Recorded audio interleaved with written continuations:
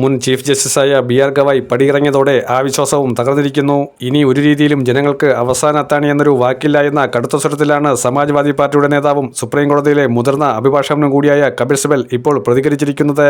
കപിൽ സിബൽ വളരെ വ്യക്തമായി പറയുന്നു, നിരവധിയായ ഹർജികൾ ഏകപക്ഷീയമായി തള്ളിക്കളയുന്ന കോടതി ഡിവിഷൻ ബെഞ്ചിനോ സിംഗിൾ ബെഞ്ചിനോ ഒന്നും താൽപ്പര്യമില്ലാത്ത പുതിയ സിസ്റ്റം കൊണ്ടുവരികയാണ്.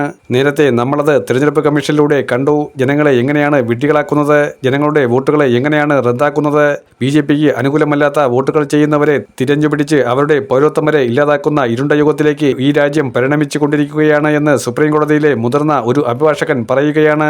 ഒരു സാധാരണ പൗരനല്ല ഒരു അഭിഭാഷകന് കിട്ടുന്ന പ്രിവിലേജ് എന്താണെന്ന് നമുക്കറിയാം. ജഡ്ജിമാർക്ക് പേടി സ്വപ്നമായ ഇന്ത്യൻ ഭരണഘടനയെ അരച്ചു കലക്കി കുടിച്ച കപിൽ സിബൽ പറയുന്നു, ഈ രാജ്യം ആപത്തിലേക്ക് പോവുകയാണ്. ഈ രാജ്യത്തിന്റെ സുപ്രീം കസ്റ്റോഡിയൻ അത് BJPക്ക് മുൻപിൽ അടിയറവ് വച്ചിരിക്കുന്നു. BJP സുപ്രീം കോടതിക്ക് ഒരു പ്രൈസ് ടാഗ് ഇട്ടിരിക്കുന്നു. ആ പ്രൈസ് ടാഗിൽ ചെന്ന് മൂക്കും കുത്തി സുപ്രീം കോടതി മൊത്തത്തിൽ വീഴുന്ന ഒരു കാഴ്ച.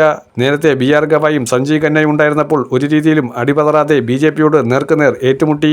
ഇന്ത്യയുടെ രാഷ്ട്രപതി ഒരു റബ്ബർ സ്റ്റാമ്പായി BJP പറയുന്നതും കേട്ട് വെള്ളം തൊടാതെ വിഴുങ്ങിയപ്പോൾ ആ രാഷ്ട്രപതി ചെയ്യുന്നതെല്ലാം തെറ്റാണ് എന്ന് ചൂണ്ടിക്കാണിച്ച സുപ്രീം കോടതി ഉപരാഷ്ട്രപതിയായ ജഗദീപ് ധൻഖറുടെ ഭാഷ്യത്തിനും ധിക്കാരത്തിനും മറുപടി കൊടുത്ത ആ സുപ്രീം കോടതി ഇപ്പോൾ തകർന്ന് തരിപ്പണമായിരിക്കുകയാണ്. ഇത് സുപ്രീം കോടതിയിലെ മുതിർന്ന അഭിഭാഷകനായ കപിൽ സിബൽ തന്നെ ഉദാഹരണ സഹിതം പറയുകയാണ്. രാജ്യസഭാംഗം കൂടിയാണ് കപിൽ സിബൽ. ഇന്ത്യയിൽ ഓർഡിനൻസുകൾ കൊണ്ടുവന്ന് നിയമമാക്കി രാഷ്ട്രപതിയുടെ ഒപ്പോടുകൂടി പിൻവാതിലിലൂടെ ഭരണഘടനയെ ഇഞ്ചിഞ്ചായി കൊന്നുകൊണ്ടിരിക്കുകയാണ് BJP എന്ന് വളരെ വ്യക്തമായി തന്നെ കപിൽ സിബൽ പറഞ്ഞിരിക്കുകയാണ്. ഈ രാജ്യം അരാജകത്വത്തിലേക്ക് നീങ്ങുന്നു. ഈ രാജ്യത്ത് ഏകാധിപത്യം പുനഃസ്ഥാപിക്കപ്പെടുത്തുകയാണ്.